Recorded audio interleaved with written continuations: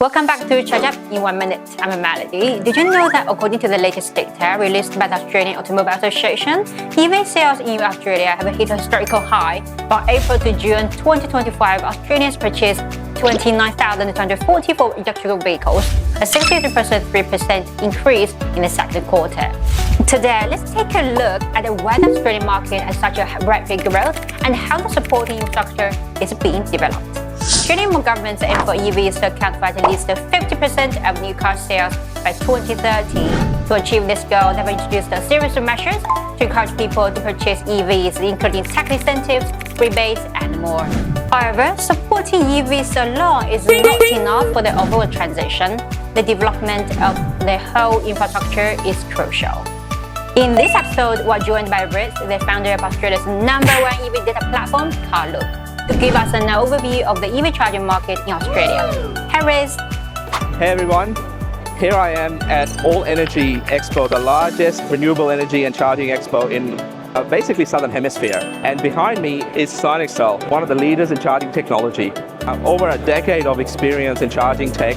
One of the key things we've seen in recent months is Australian governments involving more and more sort of incorporation of incentives and other things where we're lagging behind when it comes to charging infrastructure.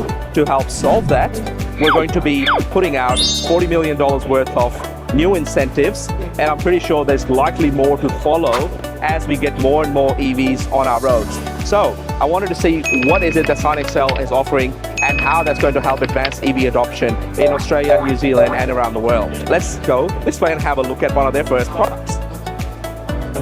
So this here is a charger that is going to be used for destination charging. Comes pre-equipped with CCS plugs, and we have quite a few of them around Australia already. Pretty compact in size, and EV owners generally have a pretty good reliable experience when they're using them on the field. Now, let's have a look at something a bit more bigger. This here is for public charging. And what we've got here is basically a gantry that will lift the cables to make it as easy as possible to be able to charge when you're on the go.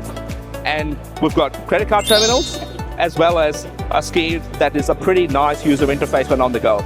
We have got a few of these already around the country as well. This particular model, of course, you've got the CCS plug that goes in with most EVs. Now, let's go for something even bigger. So this right here is Sinexcel's power distribution unit.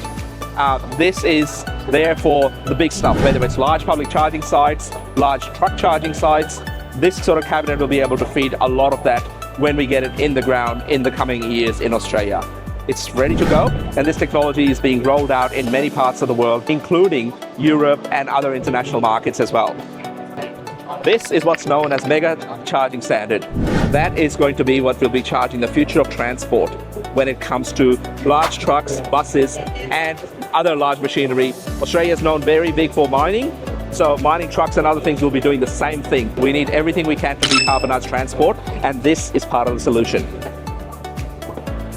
We've gone big. We've had a look at what the mega charging technology that is already here will be coming to the Australian market in the coming years. Now let's look at something which we could use where we have an application of having dozens of chargers that are going to be relying on that power unit over there. This is the distributed charging solution.